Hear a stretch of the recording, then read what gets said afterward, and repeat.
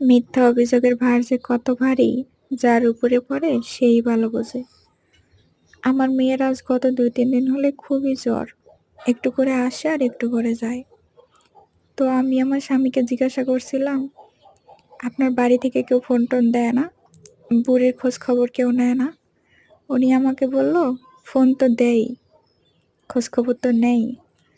তোমার ফোনে নাকি তারা ফোন দেয়, তোমায় নাকি তারা খুঁজে পায় না। তোমার ফোনে নাকি ফোন ঢোকে না, ফোন নাকি বন্ধ দেখায়।" আমার কথা হচ্ছে, ফোন কি বন্ধ করে রাখা জিনিস? কেন রে ভাই? আমি তো পরের মেয়ে।